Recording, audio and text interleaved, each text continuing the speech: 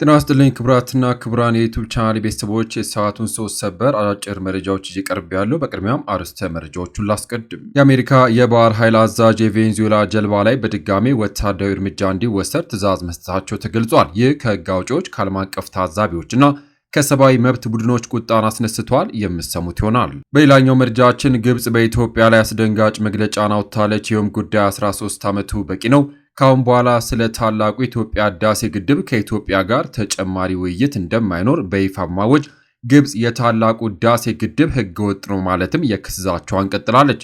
የግብጽ አዲስ አቋም ምን ማለት እንደሆነ፣ ቀጥሎ ምን ሊከሰት እንደሚችል በቆይታችሁ ዝርዝሩን በስፋት ይዘነዋል፣ ታድምጣላችሁ። በማስከተል በመዲናዋ ግብር ከፋዮች ቅሬታ የሚያቀርቡበት አዲስ አሰራር ተግባራዊ ይደረጋል መባሉ ተሰምቷል። ከሀገር ውስጥ መረጃ ወደ እናንተ ይደርሳል። እስከ ቪዲዮ ፍጻሜ አብራችሁን ቆዩ። በሰዓታት ልዩነት አዳዲስ መረጃ እንዲደርሰው የዩቲዩብ ቻናሌን ሰብስክራይብ ማድረግ፣ የደውል ምልክቷን መጫን፣ ቪዲዮን ላይክ ማድረግዎን አይዘንጉ። ዝርዝር መረጃዎችን እንድታደምጡ ጋበዝኩ። አብረን እንከታተለው። ክቡራን አድማጮች፣ በቅድሚያም የአሜሪካ የባህር ኃይል አዛዡ የቬኔዙዌላ ጀልባ ላይ በድጋሚ ወታደራዊ እርምጃ እንዲወሰድ ትዕዛዝ ሰጡ። የአሜሪካ ከፍተኛ የባህር ኃይል አዛዡ አደንዛዥ እጽ ያዘዋውራል በተባለ የቬኔዙዌላ ጀልባ ላይ በድጋሚ ወታደራዊ እርምጃ እንዲወሰድ ማዘዛቸውን ዋይት ሃውስ አስታወቀ። በቬኔዙዌላ ጀልባ ላይ እርምጃ ሲወሰድ ይሄ ለሁለተኛም ጊዜ ሲሆን የዋይት ሃውስ ፕሬስ ሴክሬታሪ ካሮላይን ሊቪት አድሚራል ፍራንክ ብራድሊ ስልጣናቸውና ሕጉን ተከትለው ውሳኔውን አስተላልፏል ብሏል። የአሜሪካ መከላከያ ጸሐፊ ፔቴግስት እንዳሉት ጥቃት እንዲፈጸም ትዕዛዝ ቢሰጥም ዋሽንግተን ፖስት እንደዘገበው የሁሉም ሰዎች ሕይወት አልፏል አልተባልም ብሏል። ከመጀመሪያ ዙር የአሜሪካ ጥቃት የተረፉ ሁለት ሰዎች ጀልባው ላይ እንደሚገኙ ከታወቀም በኋላ ሁለተኛው ጥቃት እንዲፈጸም ትዕዛዝ መስጠቱ ተዘግቧል። ዘገባው እንደሚያመላክተው በሕይወት የተረፉ ሰዎች በጥቃቱ የተቃጠለው ጀልባ ላይ ተንጠልጥለውም ቆይቷል። ጥቃቱን ተከትሎ የዲሞክራትና ሪፐብሊካን ሕግ አውጪዎች ስጋታቸውን ገልጸዋል። ጥቃቱን በተመለከተ በምክር ቤት ግምገማ እንዲደረግም ጠይቋል። ፕሬዚዳንት ዶናልድ ትራምፕ እና ፔቴግስት የጦርነት ሕግን ተከትለው የአደንዛዥ እጽ አዘዋዋሪ ሽብርተኞች ላይ እርምጃ ይወስዳሉ ሲሉ የዋይት ሃውስ ፕሬስ ሴክሬታሪ ተናግሯል። የመጀመሪያው ጥቃት ከተፈጸመ በኋላ ሁለት ሰዎች ስለመትረፋቸውም ሆነ ሁለተኛው ጥቃት በቀጥታ ሁለቱን ሰዎች ኢላማ ስለማድረጉ ማረጋገጫን አልሰጡም።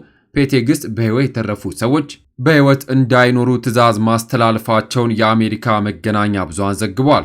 የመጀመሪያው ጥቃት እንደ አውሮፓውያን አቆጣጠር መስከረም 2 2025 ነበር የተፈጸመው። አሜሪካ በካሪቢያን አደንዛዥ እጽ ያዘዋውራሉ ባለቻቸው ጀልባዎች ላይ የምትፈጽመው ጥቃት ሕጋዊነት ላይ ጥያቄ ተነስቷል። ሄግስት የአሜሪካ መገናኛ ብዙሃን ዘገባዎችን እሳት የሚያቀጣጥሉ የፈጠራና የንቀት ሲሉ አጣጥሏል። ጥቃቱ በድጋሜ እንዲፈጸም ትዕዛዝ የሰጡትን አድሚራል ብራድሊ የአሜሪካ ጀግና ሲሉ አሞካሽተው መስከረም ላይ የወሰደውን እርምጃ አሁን ያስተላለፈውንም ውሳኔ ደግፈዋል ብሏል። ባለፉት ሳምንታት አሜሪካ በካሪቢያን ያላትን ወታደራዊ ኃይል አጠናክራለች። አደንዛዥ አዘዋዋሪ ጀልባዎች ላይ ያነጣጠሩ ናቸው የተባሉ ጥቃቶችን በቬኔዙዌላና ኮሎምቢያ የባህር ይዞታዎች ላይ ተፈጽመዋል። ካለፈው መስከረም ወር ጀምሮ በተፈጸሙ ተከታታይ ጥቃቶች ከ80 በላይ ሰዎች ሕይወት አልፏል።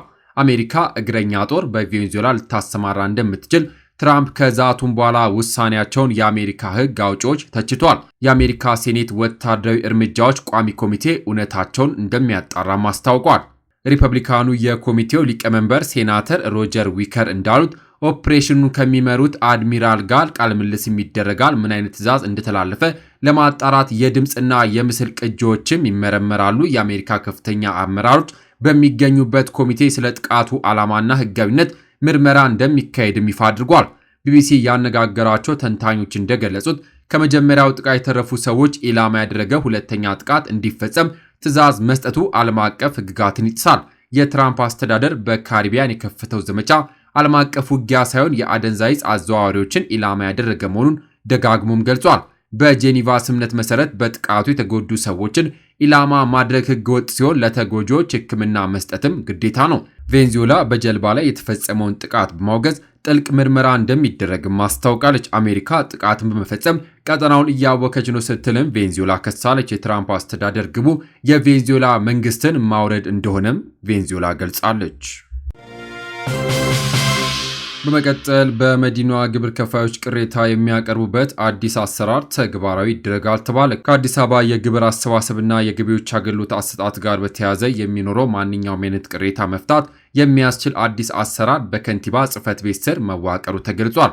በአዲስ አበባ ከተማ አስተዳደር የገቢዎች ቢሮ ስር የተዘረጋው የቅሬታ አፈታት ስርዓት እንደተጠበቀ ሆኖ በዚያ ያልረካ ግብር ከፋይ ከንቲባ ጽሕፈት ቤት ማንኛውም አይነት ከገቢ አሰባሰብ ከሰራተኞች ስነ ምግባርና አገልግሎት አሰጣጥ ጋር የሚነሱ የግብር ከፋዮች ቅሬታዎችን ለመፍታት ዘውትር ሐሙስ ኃላፊዎች በተገኙበት የሚደመጥና ተጣርቶ ምላሽ የሚሰጥበትን አሰራር መዘርጋቱና የከተማ አስተዳደሩ ከንቲባ ጽሕፈት ቤት ያስታወቀው። በዚህም መሰረት በሚስጥር ጥቆማ የሚሰጥበትን ነፃ የጥሪ ማዕከል 9977 የሚስጥር ሳጥን ጨምሮ በተጨባጭ ቅሬታውን በአካል ለበላይ አመራር ማቅረብ የሚችልበትን አሰራር ወደ ተግባር ይገባልም ተብሏል። በመሆኑም ከመጪው ሐሙስ ህዳር 25 ቀን 2018 ዓ.ም ጀምሮ ጠዋት ከ2 ሰዓት እስከ 7 ሰዓት ድረስ ከገቢዎች ጋር ብቻ የተያዘ ቅሬታ አመራሩ ተቀብሎ የሚያስተናግድ መሆኑን በመረዳት በከንቲባ ጽሕፈት ቤት ተጨባጭ ቅሬታ ያላቸው ግብር ከፋዮች ማቅረብ የሚችሉ መሆኑን የከተማ አስተዳደሩ አስታውቋል። ሌላኛው መረጃችን ታላቁ የኢትዮጵያ ህዳሴ ግድብ በተመለከተ ከኢትዮጵያ ጋር ተጨማሪ ውይይት እንደማይደረግ የግብፁ የውጭ ጉዳይ ሚኒስትር ባድር አብደልቲ ለቢሲ ተናገሩ። ከቢሲ ፎክስ ኦን አፍሪካ ጋር ቃለ ምልልስ ያደረጉት የውጭ ጉዳይ ሚኒስትሩ ላለፉት 13 ዓመታት የተደረጉ ውይይቶች አንዳችን መፍትሄ አላመጡም ብሏል። የህዳሴ ግድብ ከተመረቀ በኋላ በኢትዮጵያና በግብፅ መካከል ያለው ግንኙነት የበለጠ መሻከሩን ጠቅሰው በዚህ መካረር ምክንያት ዓለም አቀፍ ማህበረሰብ ስጋት ሊሰማው እንደሚገባም ተናግሯል። ባለፉት 13 ዓመታት በአገሪቱ መካከል የተደረገው ውይይት ውጤት ባለማስገኘቱ ግብፅ በዓለም አቀፍ ሕግ መሰረት የውሃ ደህንነቷን እንደምታስከብርም አክሏል። ከዚህ ቀደም ከኢትዮጵያ ጋር የተደረጉ ውይይቶች ምንም ውጤት ባለማስገኘታቸው በቀጣይም ንግግር ማድረግ አስፈላጊ አይደለም ብለዋል የውጭ ጉዳይ ሚኒስትሩ። የግድቡ ጉዳይ ከኢትዮጵያ ጋር ካለን የሁለትዮሽ ግንኙነት ጋር የሚያያዝ ነው ያሉት ሚኒስትሩ ግድቡን እንደ ተናጠል እርምጃ ነው የምንቆጥረው ብለዋል። አክለውም ህገወጥ ነው ሲሉ የመንግስታቸውን አቋም አንጸባርቀዋል። ግድቡ ከዓለም አቀፍ ሕግ ጋር የሚጣጣም አይደለም ሲሉ የገለጹት የውጭ ጉዳይ ሚኒስትሩ ዓለም አቀፍ ሕግ በግልጽ እንደሚለው ማንኛውም ድንበር ተሻጋሪ ወንዝ በዓለም አቀፍ ሕግ መርሆች መመራት አለበት። ይህም ማለት ማሳወቅና ጉዳት አለማስከተሉን ማረጋገጥ ያስፈልጋል በማለትም አብራርተዋል። ከአንድ ወር በፊት ግብፅ ብሔራዊ ጥቅሟና የውሃ ደህንነቷን ለማስጠበቅ አስፈላጊ የሆኑ ሁሉንም እርምጃዎች እንደምትወስድ ፕሬዚዳንት አብዱል ፈታህ አልሲሲ መናገራቸው ይታወሳል። ኢትዮጵያ በሰጠችው ምላሽ ግብፅ ህገወጥና የበላይነት በተሞላው መንገድ የአባይን ወንዝ ለመቆጣጠር መሞከሯን ቀጥላለች ብላለች። አልሲሲ ግብፅ በዲፕሎማሲና እንደ መንግስታቱ ድርጅት ባሉት ዓለም አቀፍ ተቋማት ላይ መተማመኗ እንደ ድክመት መቆጠር የለበትም ብሏል። ፕሬዝዳንቱ ኢትዮጵያ ታላቁ የህዳሴ ግድብን በማስተዳደር ረገድ እየተከተለች ያለውን ኃላፊነት የጎደለው አካሄድ አገራቸው እጇን አጣጥፋ አትመለከትም ብሏል። የኢትዮጵያ የውሃና ኢነርጂ ሚኒስቴር በሰጠው ምላሽ ኢትዮጵያ በአባይ የመጠቀም መብቷን አሳልፋ እንደማትሰጥ አስረግጧል። ከኢትዮጵያ ጠላቶች በኩል በእጅ አዙር ጫና ይበረታም፣ የኢትዮጵያ እድገት አይቀለበስም ሲሉም አክለዋል። የግብፅ የውጭ ጉዳይ ሚኒስትር ባድር አብደልቲ በዚሁ ቃለ ምልልሳቸው ላይ የህዳሴ ግድብ ከዓለም አቀፍ ሕግ ውጭ የተወሰደ የአንድ ወገን እርምጃ ነው፣ ይህ የሚያሳዝን ነው፣ እኛን ስላላማከሩን እውቅና አንሰጠውም ብሏል። ያሳለፍነው መስከረም ወር መገባደጃ ላይ የተባበሩት መንግስታት ጠቅላላ ጉባኤ ሲካሄድ የውጭ ጉዳይ ሚኒስትሩ ኢትዮጵያ በታላቁ ህዳሴ ግድብ ምክንያት በታችኛው ተፋሰስ የሚኖሩ የሚሊዮኖችን ህይወት አደጋ ላይ ጥላለች ብለው በመክሰስ አገራቸው ጉዳዩን ወደ ዓለም አቀፉ የፍትህ ፍርድ ቤት ትወስዳለች ብለው ነበር። በዚህ ጉባኤ ላይ የተገኙት የተባበሩት መንግስታት የኢትዮጵያ ምክትል ቋሚ ተወካይ ዮሴፍ ካሳዬ ለግብፁ የውጭ ጉዳይ ሚኒስትር በሰጡት ምላሽ ግብፅ ስለ ታላቁ ህዳሴ ግድብ ያደረገችው ንግግር መሰረት አልባና አሳሳች ነው ሲሉ አጣጥለዋል። ግብፅ ስለ ታላቁ ህዳሴ ግድብ ተአማኒ ያልሆኑ ክሶችን በተደጋጋሚ ወደ ተባበሩት መንግስታት የጸጥታው ምክር ቤት አቅርባለች ሲሉ አክለዋል። የህዳሴ ግድቡ ከተመረቀ በኋላ ግድቡ በአግባቡ ባለመተዳደሩ ምክንያት የተለቀቀ ውሃ በሱዳን ጎርፍ አስከትሏል በሚል ግብፅ ክስ አቅርባም ነበር። ኢትዮጵያ ክሱን አስተባብላ የግብፅ ክስ ዓለም አቀፉ ማህበረሰብ ለማሳሳት እንዲሁም ሐሰተኛ የተጎጂነት ትርክት ለመፍጠር ያለመ እንደሆነም ገልጻለች። ከግብፅ ክስ በተቃራኒ ታላቁ የኢትዮጵያ ህዳሴ ግድብ ባይኖር ኖሮ ባለፉት ወራት በኢትዮጵያ ደጋማ ቦታዎች የታየው ከፍተኛ ዝናብ ሱዳንና ግብፅ ውስጥ በሰው ሕይወትና በመሰረተ ልማት ላይ ታሪካዊ ውድመት ሊያመጣ ይችል እንደነበር የውሃና ኢነርጂ ሚኒስትር ገልጿል። የግብፁ የውጭ ጉዳይ ሚኒስትር ምንም ስምምነት ላይ ሳንደርስ ከ13 ዓመታት በላይ ስንደራደር ቆይተናል። እኛ በቅን ልቦና ስንደራደር ስለነበረ የሚያሳዝን ነው ብለዋል። የድርድሩ ሂደት ወደፊት ሊቀጥል የማይችልበት ነጥብ ላይ ደርሷል ብለን ከአንድ ዓመት በፊት በግልጽ አሳውቀናል በማለትም በቀጣይ የሚካሄዱ ውይይቶች እንደማይኖር ተናግሯል። አሁን ላይ በግብፅና በኢትዮጵያ መካከል ያለው ግንኙነት ባለበት ቆሟል ያሉት ሚኒስትሩ ግድቡ ጉዳት የሚያደርስብን ከሆነ በዓለም አቀፍ ሕግ መሰረት ብሔራዊ ጥቅማችንና የውሃ ደህንነታችን የመጠበቅ ሙሉ መብታችን እንጠቀማለን ብሏል። ባለፈው ጥቅምት አጋማሽ ላይ ለመጀመሪያ ጊዜ ከተካሄደው የአውሮፓ ህብረትና ግብፅ ጉባኤ በኋላ የመጣ መግለጫ የአውሮፓ ህብረት ግብፅ ካለባት የውሃ እጥረት የተነሳ በናይል ወንዝ ላይ በከፍተኛ መጠን ጥገኛ መሆኗን እንደሚገነዘብ ጠቅሷል። የግብፅ የውሃ ደህንነትና ዓለም አቀፍ ሕግን ማክበርን በተመለከተ ለካይሮ ያለውን ድጋፍ የገለጸው የአውሮፓ ህብረት ይህ አቋሙ የኢትዮጵያን ግድብም እንደሚያካትት አስታውቋል። በብራሰልስ የሚገኘው የኢትዮጵያ ኤምባሲ የአውሮፓ ህብረት ከግብፅ ጋር በመሆን ካይሮ በአባይ ወንዝ ላይ የምታነሳውን የቅኝ ግዛትና የብቸኛ ተቆጣጣሪነት መብት የሚያስተጋባ መግለጫን አውጥቷል ማለትም መውቀሱ ይታወሳል። የአውሮፓ ህብረትና ግብፅ ያወጡት የጋራ መግለጫ በኢትዮጵያ ላይ የተሳሳተ አድሎ ያለበትና ጠበኛ አቋም ያሳየ እንደሆነ በመግለጽም ተቋሙን አሰምቷል። ከኢቢሲ ፎክስ ኦን አፍሪካ ጋር ቃለ ምልልስ ያደርጉት የግብፁ የውጭ ጉዳይ ሚኒስትር በናይል ተፋሰስ ውስጥ ከሚገኙ አገራት መካከል 98 በመቶ የሚሆነው ውሃ ከናይል በማግኘት ግብፅ የወንዙ ጥገኛ የሆነች ብቸኛ አገር ነች ብሏል። ሌላው የውሃ ምንጭ የለንም ያሉት ሚኒስትሩ ከናይል ወንዝ በየዓመቱ 55.5 ቢሊዮን ኪዩቢክ ሜትር ውሃ እንደሚያገኙና ግብፅ የምትጠቀመው ዓመታዊ ውሃ መጠን ግን ከ80 ቢሊዮን ኪዩቢክ ሜትር በላይ እንደሆነም ጠቅሷል። ስለዚህ ባለን ውሃና በፍላጎታችን መካከል ያለውን ክፍተት የምናሟላው ውሃውን በድጋሚ ጥቅም ላይ በመዋል ነው። በዓለም ላይ 4 ጊዜ ውሃን እንደገና ጥቅም ላይ የምታውል ብቸኛ አገር ነን ሲሉም አክለዋል። ግብፅ በቀጣይ ምን ታደርጋለች? በዓለማችን በርዝመቱ የሚታወቀው የአባይ ወንዝ ከ85 በመቶ በላይ ውሃውን የሚያገኘው ከኢትዮጵያ ነው። የወንዙ አብዛኛው ውሃ የምትጠቀመው ግብፅ በኢትዮጵያ ግድብ መገንባቱ የውሃ መጠን ይቀንስብኛል ስትል በተደጋጋሚም ከሳለች። ኢትዮጵያ ይህንን ውንጀላ በተደጋጋሚ ውድቅ አድርጋለች። የግብፅ ሚኒስትር በበኩላቸው ከውሃ አንጻር ከድህነት ወለል በታች ነን። በተባበሩት መንግስታት መርህ መሰረት የድህነት ወለል በነፍስ ወከፍ 1000 ኪዩቢክ ሜትር ነው። የግብፅ የነፍስ ወከፍ ድርሻ 500 ኪዩቢክ ሜትር ነው። ውሃ ከሌለ ስልጣኔ ፒራሚዶች ምንም አይኖሩም ብሏል።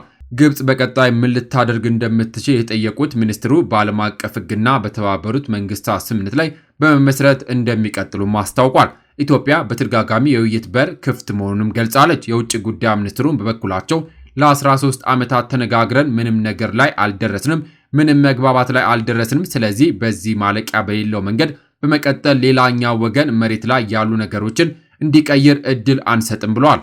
ኢትዮጵያ፣ ግብፅና ሱዳን በታላቁ ህዳሴ ግድብ አስተዳደርና የውሃ ሙሌት ላይ ለዓመታት ድርድር አድርጓል። ሆኖም ሁሉም የሚያስማማ መቋጫ ላይ ሳይደርሱ የግድቡ ግንባታ ተጠናቆም ስራ ጀምሯል። ግብፅ በአፍሪካ ግዙፍ የሆነውን ግድብ ጉዳይ ባለፉት ዓመታት ለተባበሩት መንግስታት፣ ለአፍሪካ ህብረትና ለአረብ ሊግ በማቅረብ በኢትዮጵያ ላይ ጫና ለማሳደር ሞክራለች። የጸጥታው ምክር ቤት በዓለም አቀፍ ደረጃ ሰላምና ደህንነትን የሚያመላክት ዋና መድረክ ስለሆነና ይህ ጉዳይም ግልጽ የሆነ ዓለም አቀፍ ደህንነትና ሰላም ስጋት ስለሆነ ወደ ምክር ቤቱ ያመራል ሲሉ የውጭ ጉዳይ ሚኒስትሩ ተናግሯል።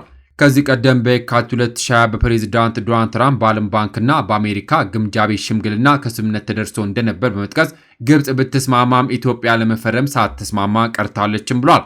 ስምምነቱ ለኛ የሚስማማ አልነበረም፣ ነገር ግን ለግብፅ፣ ለሱዳን፣ ለኢትዮጵያ የተሻለ አማራጭ ነበር። በወቅቱ የውጭ ጉዳይ ሚኒስትራችን ለፊርማ ወደ ዋሽንግተን ዲሲ አቅንተውም ነበር። በሚያሳዝን ሁኔታ የኢትዮጵያ ሚኒስትር አልተገኙም ሲሉም ወቅሰዋል። ግብፅ በሶማሊያ ጦር ማሰማራቷ ኢትዮጵያን ያሰጋታል። በኢትዮጵያና በግብፅ መካከል ያለው ውጥረት ሲባባስ፣ በአንጻሩ በሶማሊያና በግብፅ መካከል ያለው ግንኙነት መጠናከሩ ይታወሳል። በሁለቱ ሀገራት መካከል የተፈረመው ወታደራዊ ስምምነት ተግባራዊ ሆኖ የግብፅ 2 ወታደራዊ አውሮፕላኖች በሶማሊያ ዋና ከተማ ሞቃዲሾ የጦር ጀነራሎችና መሳሪያዎችን ይዘው ማረፋቸውም ይታወሳል።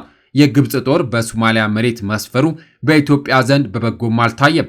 ግብፅ በበኩሏ በሶማሊያ የአፍሪካ ህብረት የሽግግር ተልዕኮ ወይም ደግሞ አትሚስ የሚተካው አዲስ የሰላም አስከባሪ ተልዕኮ ውስጥ በተለያዩ ጊዜያት የሚሰማሩ 10,000 ወታደሮችን ለማሰማራት እቅድ መያዟን አስታውቃለች። የግብፁ ሰራዊት በሶማሊያ መሰማራቱ ከኢትዮጵያ ጋር ካለው ውጥረት ጋር የሚያገናኝ ስለመሆኑ የተጠየቁት የውጭ ጉዳይ ሚኒስትር ባድር አብደልቲ የማይመሳሰሉ ነገሮች መቀላቀል ነው ሲሉ ምላሽን ሰጥቷል። ሶማሊያ አሸባሪዎችን እንድታሸንፍ ለመርዳት በአፍሪካ ህብረት ተልዕኮ ውስጥ እየተሳተፍን ነው። እኛ ከሶማሊያና ከአፍሪካ ህብረት በቀረበልን ጥያቄ መሰረት ነው የተሰማራ ነው ብሏል። ከኢትዮጵያ በኩል ስለሚነሳው ስጋት በድጋሚ የተጠይቀው በግልጽ እንነጋገር፣ በአፍሪካ ህብረት የሰላምና የጸጥታው ምክር ቤት ተጠይቀን እንዲሁም ከሶማሊያ መንግስት በጽሁፍ በቀረበ ጥያቄ ነው የተሰማራ ነው። የሶማሊያ ግዛት አንድነት ሉዓላዊነትን ለመጠበቅ እንዲሁም አልሸባብና ሌሎች ሽብርተኛ ድርጅቶችን ለመከላከል እንድንረዳቸው ጥሪ አቅርበዋል ሲሉም ምላሽን ሰጥተዋል።